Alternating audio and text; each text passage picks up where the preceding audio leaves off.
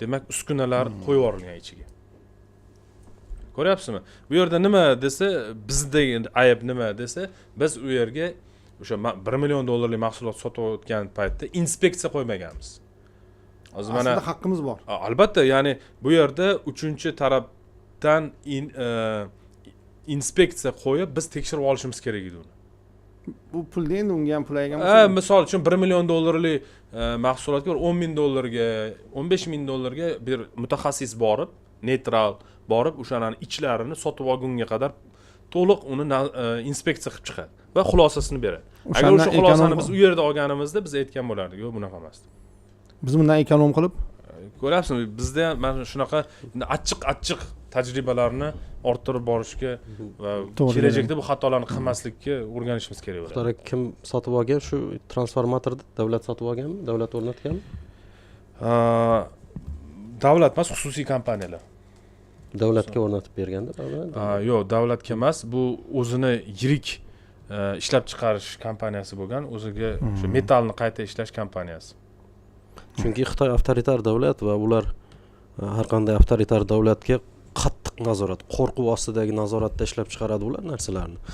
Va biroz yumshoqroq davlatni ko'radigan bo'lsa, birdaniga boyagi o'zining qo'rquvdan tashqari, qonundan tashqari harakatlarni qilishni boshlaydi. Ya'ni u ham qo'rqish kerak emas. Albatta, spesifikasi bor. U davlat nimasi sifatli, ayrim sifatli mahsulotlar juda katta bosim ostida, boyagi dubinkaning ostida ishlab chiqarilgan mahsulotlar hisoblanadi.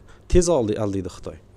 Mashinalarni, boshqa narsalarni juda ko'rib turibmiz. O'zi umuman Muxtor aka narx va sifat borasida qanday, masalan aytadi-ku, yaxshisini arzonrog'ini bering deydi o'zi Xitoyda. Yaqinda ishxonada o'tiribmiz, bir Xitoy kompaniya o'zi aytayapti.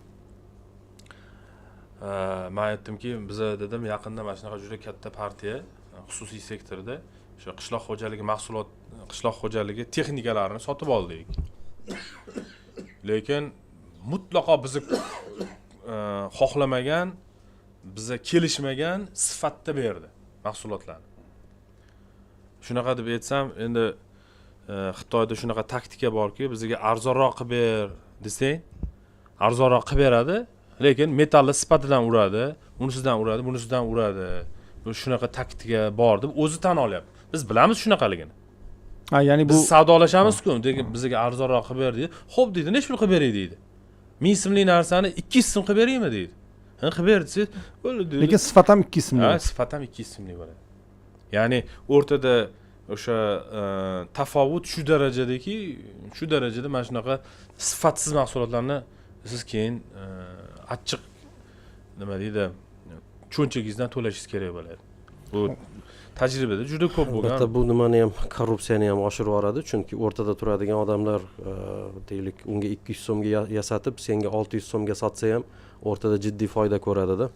Ko'pincha bu davlatning ham korrupsiyasini rivojlantiradi. Shuning uchun ham Xitoyni korrupsiya eksport qiladi deydi. Shunaqa davlat bu. Lekin korrupsiyaga juda eng qattiq qonunlar ham Xitoyda o'zi. Korrupsiyada o'lim jazosi bor-ku, kontrafakt. Korrupsiya Xitoyda eng ko'p korrupsiyaga qarshi kurashadigan davlat, lekin dunyodagi eng korrupsion davlat Xitoy hisoblanadi. O'lim jazosi ham 2 yil, 3 yilda 90% ijro etilmaydi. Ko'pchilikka shunaqa tasavvur paydo bo'lgan. Qo'rqinchli endi, ya'ni falonchi o'lim jazosiga hukm qilinib desa. Va Xitoyda mana u nimada yozilgan, Tor koridor asarida yozilgan, Darun Najimoğlu bilan James Robinsonning oxirgi asarlaridan biri.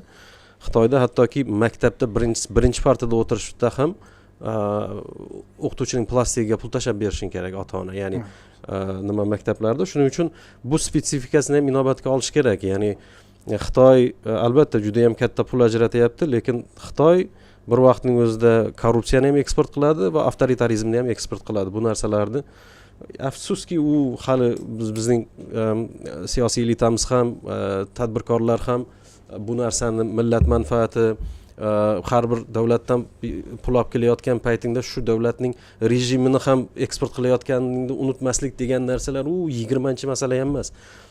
Foyda ko'rish ko'pincha ko'pchilikning maqsadi. Shuning uchun biz bir ma'noda juda ham katta xavf yonidamiz va ikkinchi ma'noda hech qanaqa bizlarda alternativ mavjud emas.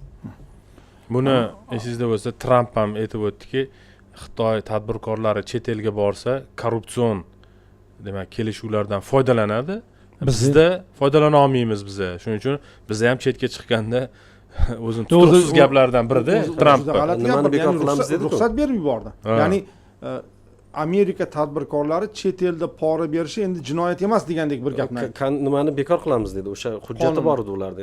Amerika kompaniyalarining korrupsiyaga Ya'ni aralashmasligi. korrupsiyaga aralashmasligi uchun. Demak, Ya'ni bu- bizni raqobat bardoshligimizni aynan mana shu modda dunyoda tushirib yuboryapti degan. unda butun dunyoda boshlanib ketmaydimi? Hamma bir-biri